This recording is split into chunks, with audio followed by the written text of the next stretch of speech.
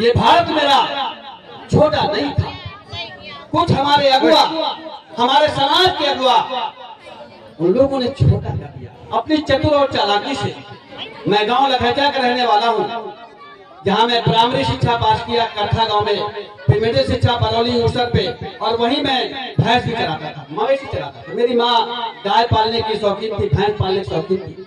5 बहनों को मैं बड़ा भाई और एक छोटा भाई, 7 लोग हैं अपने माता पिता से, और सब हम लोग आपके बीच में मस्त हैं शिक्षा की बदौलत। आज मेरी माँ अंगूठा छाप थी, दुनिया में नहीं है, 2011 में दुनिया से चली गई। जब उसको सुख का समय आया, उसका बेटा लेखपाल बन गया, उसकी बहू टीचर हो गई, सुख का समय आया तो दुनिया छोड़ के चली गई। ऐसी माँ को मैं अपने प्रणाम करता हूँ, और मैं ये शब्द भी शुरू करता हूँ कि माँ न होती तो मैं ना होता। सहमत है आप लोग? जितने भी हमारे जनमानस बैठे हो, अगर माँ न होती तो मैं ना होता। इसलिए माँ हमारी जननी है, माँ हमारी वो धरोहर है, देवी है, जो पूरे विश्व की जननी है। अगर माँ न होती तो मैं ना होता।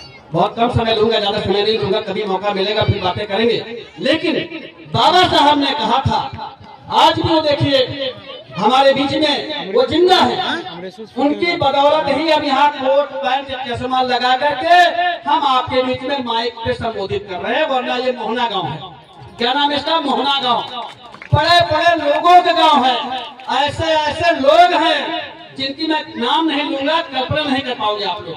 आज के 50 साल पहले हमारे पूर्वजों ने क्या झोला होगा, उस मोहना में मोहना क्या मिली होगी।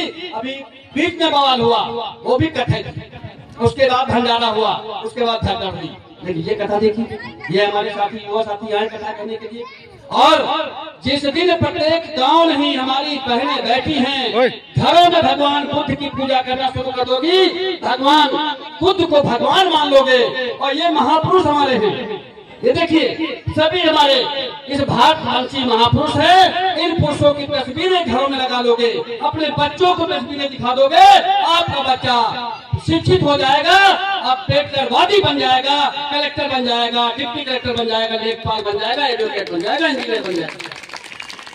वो फिर कथा सुनने लायक नहीं होगा, कथा सुनाने लायक होगा। इसलिए ये जो पहले धनुष युद्ध हुआ करता था, वो सब चतुर चालाक लोग थे, ऐसी कथाएं आपको सुनाते थे। मैं पसंद सुनाना चाहूंगा आपको। मेरी माँ चकिया पीसती थी, आटा पीसती थी, मैं प्राइमरी में पढ़ता था।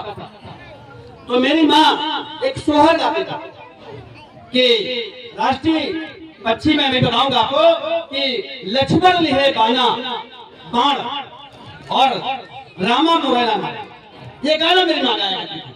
तो मैंने माँ से कहा, मैं प्राइमरी कक्षा 5 में अंग्रेजी पढ़ रहा था, तो मैंने कहा, बाद में हमने कहा, माँ ये बताओ, ये सोहर तो गा रही हो, लेकिन मैं कुछ और पढ़ रहा हूँ कि भगवान मर्यादा पुरुषोत्तम राम इतने वो देश को नहीं पूरे विश्व को संदेश देने वाला वो व्यक्ति, और उसका भाई धनुष बाण लेकर के मोर के पीछे जाकर उसको तीर कमान चला रहे। भाई ये कैसा पसंद है? राष्ट्रीय पक्षी भी उसको घोषित किया गया। तो कहने की बात है, उनकी जो कथा थी उसमें कोई भविष्य था, वो उनका भविष्य था। इसलिए आपको सुना करके, उलझा करके और दक्षिणा ले जा करके अपने बच्चों को विराट में पढ़ा करके और अपने देश पर शासन करने के लिए वो इसलिए कथा सुनाते थे। तुम्हें नहीं मिलता, वो इसलिए कथा सुनाते थे। हमें वो भी दिन याद है बेटी, मेरा गांव लखैचा है, पासियों का गांव है, अनुसूचित जात का बड़ा गांव है, और बरौली में मंगली महाराज हमारे यहाँ कथा सुनाने आया करते थे। वो शादी ब्याह में भी आते थे, इसके अलावा त्योहारों में गांव बटे थे। वो कहते थे हम जजमानी आए, और खिचड़ी में केवल बताया जाता था कि फला मुहूर्त में खिचड़ी है, और हम लोग त्योहारी में उनको क्या देते थे? 5 चोरा नमक। पहले चलता था ना, बच्चे हमारे आज नहीं जान पाएंगे जो टाटा खा रहे हैं आप लोग, टाटा और बाटा का जमाना आ गया।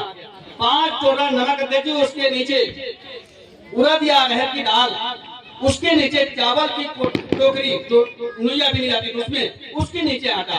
क्योंकि आटा ज्यादा होता था, चावल उससे कम होता था, दाल उससे कम होती थी, और उसके ऊपर फिर जो भी नमक है वो मिलता है। ये सब ऐसे ऐसे राशन हमारे घर से ले जा करके और अपने घर में दे करके, और तमाम उस राशन से बेच करके अपने बच्चों को विदेशी शिक्षा दे करके ऐसी सत्ता में वो बना लिया, अपना जज बना लिया, इंजीनियर बना लिया, डॉक्टर बना लिया, जो हम तो आपको लोग।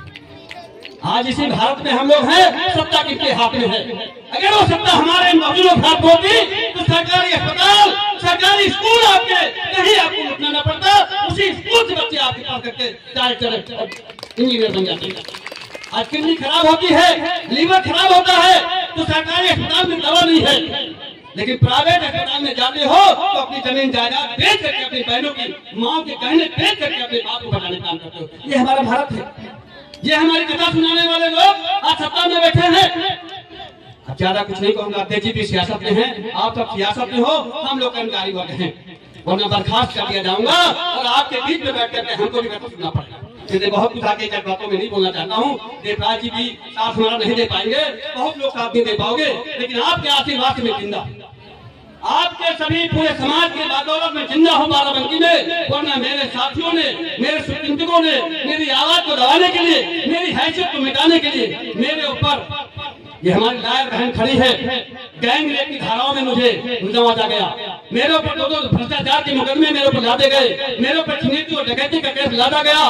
उसके बाद भी 6 महीने हमको पुलिस नहीं पकड़ पाई। ऐसी हमारी खुफिया पुलिस है। एक कर्मचारी को नहीं पकड़ पाए तो अपराधी को क्या पकड़ेगी? इससे मैं टंके को कहना चाहता हूँ, आपकी बदौलत आपका भाई आपके बीच में है। फिर कभी मौका मिलेगा तो हम लोग बातें करेंगे, कथा सुनेंगे, और ये कथा हाथ उठाओ हमारी बहनें कि सब लोग तय करो, अपने अपने गाँव में भी कथा सुनना होगा और यही कथा सुनना होगा। कितने लोग सहमत है आप लोग बताओ भाई? सब सहमत हो? जोरदार अपने देवता ने जितने लोग बैठे सभी लोग, सभी बहनें करके अपने लिए जोरदार तालियां। और शिक्षा वो सेवनी का दूध है, जो जितना पिएगा उसका ही दहाड़ेगा। मेरी माँ ने मुझको भी सेवनी का दूध पिलाया होगा, तभी उसका बेटा यहाँ दहाड़ रहा है। बहुत बहुत धन्यवाद, बहुत बहुत बधाई आपको, आयोजक को पुनः बधाई, बहुत बहुत बधाई भाई आपको, धन्यवाद।